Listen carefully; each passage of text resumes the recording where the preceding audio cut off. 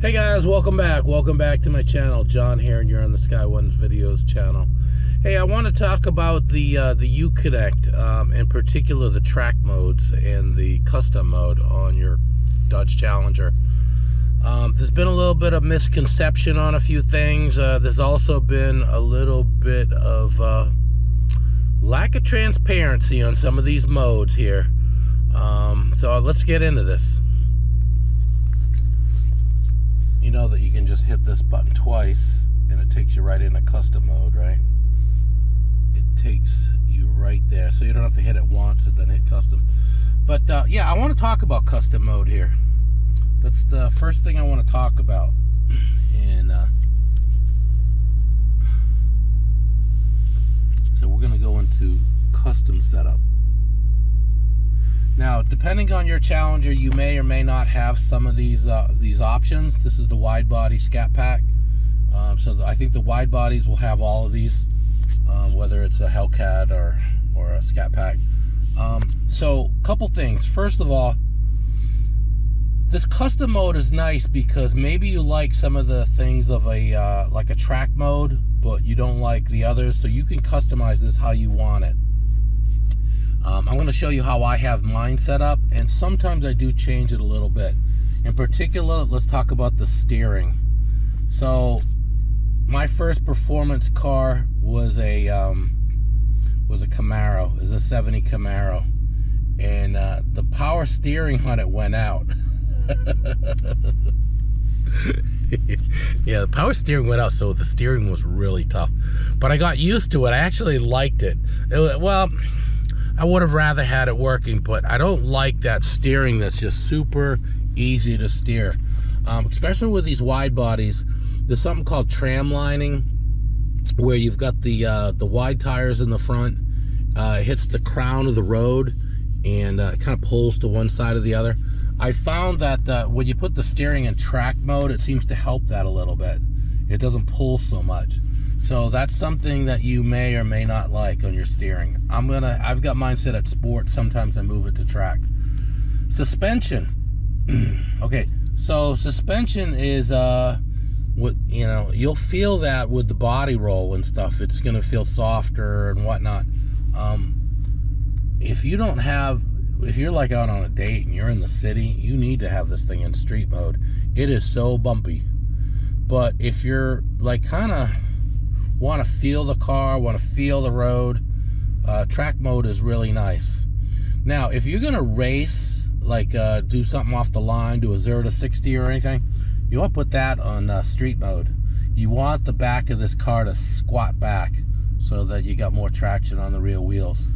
But I like the suspension and track. I like it a little bit firm. Feel, you know, I'm used to smaller cars, and the Challenger to be, well, I mean, it's a tuna boat, so it helps as far as making the car feel a little bit tighter. Now, traction, I like it on street, you know, because I just I want the thing to grip as much as it can. I've had situations where it'll just spin. I'll be in track mode and it will just spin when I go to pass someone. It's your preference. But again, if you're gonna like do a little 0 to 60 or something, or you want to get somebody off the line, you probably want to have that in street mode. You don't want, if you spin, you know, spinning ain't winning, right? So the paddle shifters, I like having the paddles on,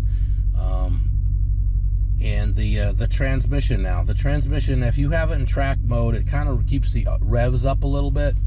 It doesn't want to go into overdrive. It's kind of nice with the transmission and track, actually, but if you have it in track, if you ever go to race somebody or whatever, and you go to try to hold this handle down, it'll over rev the engine. So when people talk about, you know, you see them on YouTube and they're you know, they're holding in that left handle, they're in track mode. I mean, I'm sorry, they are in sport mode. Don't ever do it in track mode. Street mode, it won't work, because street mode, your paddles are turned off. So that's typically how you have this thing set up. That's how I have it. But I change it around a little bit depending on how. I might not want the suspension and track all the time. I might want to just have it in sport. But yeah, so that's how I run my my custom. I want to show you another thing. I want to show you something on these other settings here.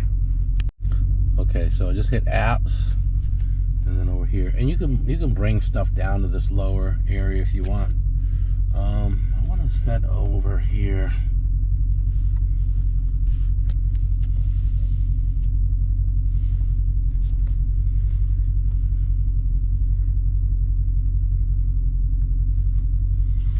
Okay. Park sense. Do you want, if you're backing up into something, I want mine to beep beep beep beep beep. I don't know what the sound to display. I never hit that button, but I want it to beep at me. Also on the blind spot alerts, I want it to light up on my mirrors, but I also want it to give me a chime as well. And the rear park sense volume, that's what we talked about here, this sound, and how loud you want it as you're backing up. Hill start assist, you know, I don't know. I don't even think it works, actually. I've had this car, like, in the driveway, it kind of rolls forward when I put it in drive. I'll put it in reverse. When I put it in reverse, if I don't have my foot on the brake, this thing kind of rolls forward.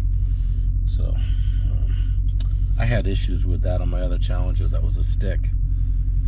And that's probably where you're going to use it mostly, is if you had a stick. The other thing was the lights. I'll show you the lights. You know, the headlight off delay, you shut off your car, you can see your way up to your front door. The illumination on approach, it's kind of neat.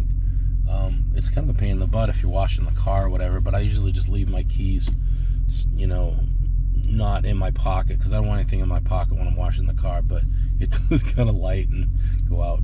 Anyway, headlight with the wipers. Yeah, it's kind of a law here, so when you put your wipers on, you might as well have the headlights come on.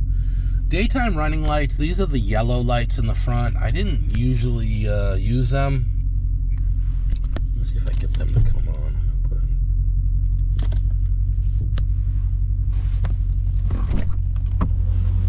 I didn't used to use them, but I'm doing it now. They're going to be on because I'm in park. No, they're not on. See, otherwise you just get the halos. But if you want those yellow ones to come on, that's where that is. I didn't used to run it, but a friend of mine, we were talking one day, we were going someplace. He said I ought to put them on because people are just idiots. They don't see you. Especially if you got a gray car. I don't know what it is about gray colors. People don't notice it. So he recommends putting them on. To each his own, whether you want it or not. Lately I've been leaving it on. I find people seem to move out of my way on the highway a little more. Also, those rally stripes seem to help that as well. Flash the lights with the lock. Yes, absolutely. And the other thing is on the remote start. I don't remember where it is now. On the remote start, I turned off the beep. I don't want it to beep before it starts. So that's pretty much the main things there. I don't know. On the GPS, there's a bunch of settings there. I can go into that a little bit later. The send and go. I was supposed to. With the app you have on your, if you have the app, the UConnect app, you can locate your car and stuff where it's at. You can also, like, say I want to go to this restaurant. You're in the house, right? You say I want to go to this restaurant, and you send it to the car. So when you start the car up, it'll pop up on the GPS, and you can just say go. So you don't have to be clicking around.